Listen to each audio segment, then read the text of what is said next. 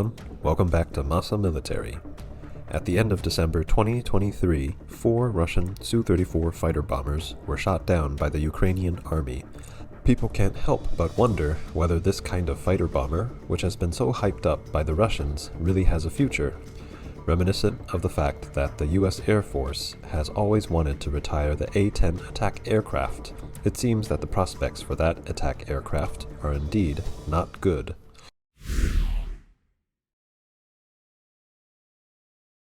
The Su-34 was developed at the end of the Soviet Union to replace the aging Su-24 tactical bomber and the Su-25 attack aircraft for the purpose of performing tactical bombing and ground attack missions.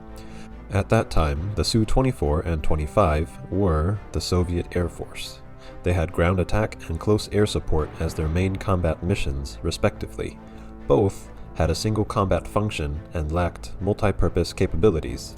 However, in modern warfare, a fighter aircraft with multiple combat functions is needed to adapt to different combat environments and needs.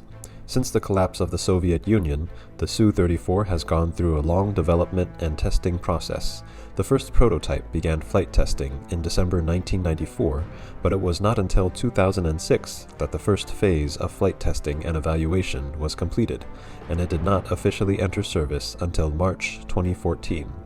By November 2022, taking into account losses from mechanical failures, aircraft converted to teaching aircraft, and losses in multiple wars, the actual fleet size is estimated to be about 125 aircraft. Although the Su-34 inherits the aerodynamic shape design of the Su-27 family, its cockpit adopts a side-by-side 2-seat configuration, so the head becomes larger. In order to reduce the volume and weight, the head is designed to be flat. Hence the nickname Hell Duck.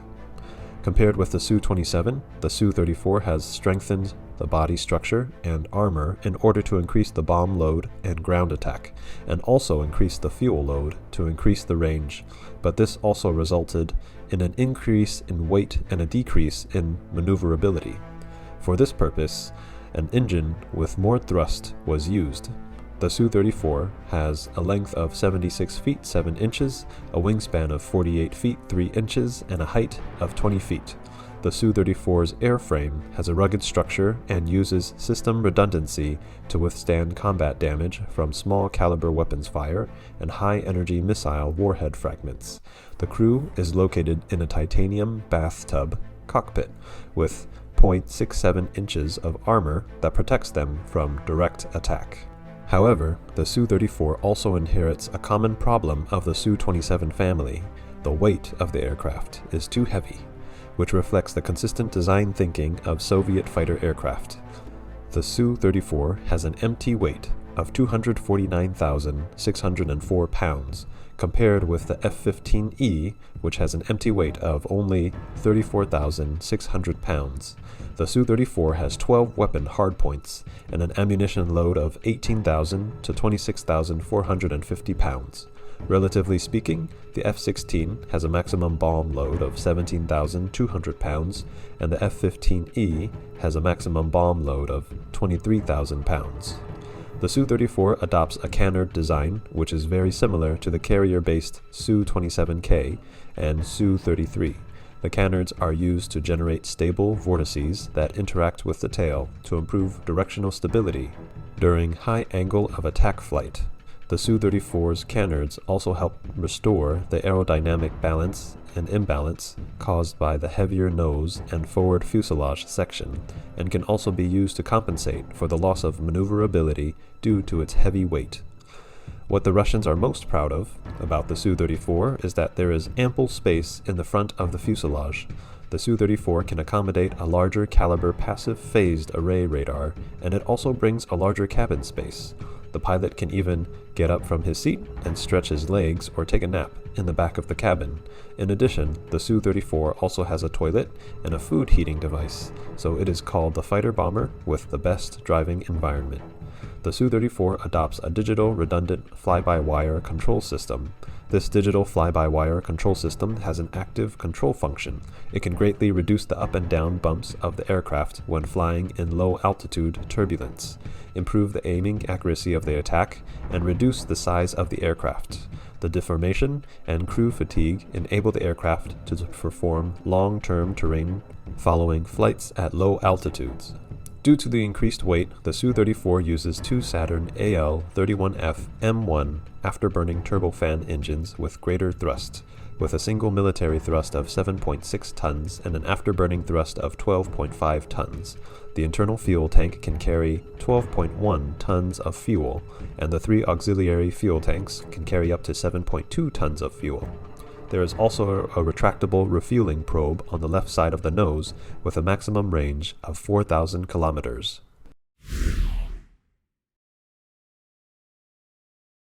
Judging from the Russo-Ukrainian War, close ground support attack aircraft are indeed outdated, and their fate of being eliminated is inevitable.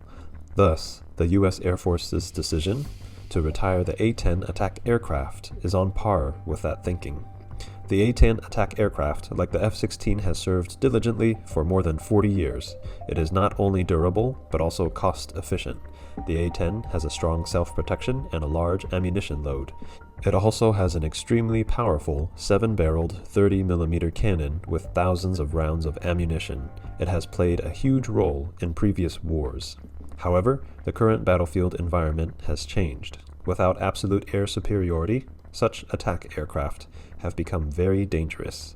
On the Ukrainian battlefield, the frequent shooting down of Russian Su-25, Su-34, and Ka-52 close ground support aircraft is good evidence. The retirement of the A-10 was blocked for many years, but after seeing the situation on the Ukrainian battlefield, the U.S. Congress finally agreed to retire the A-10 in 2022.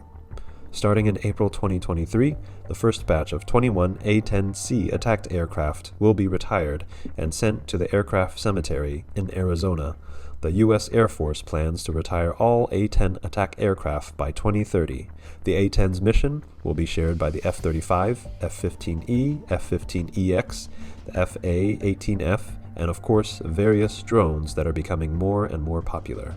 In this Russia-Ukraine war, reconnaissance and attack drones have played a huge role and will keep playing this role in the foreseeable future. Okay, that's all for today. Don't forget to like, subscribe, and support Masa Military. See you next time.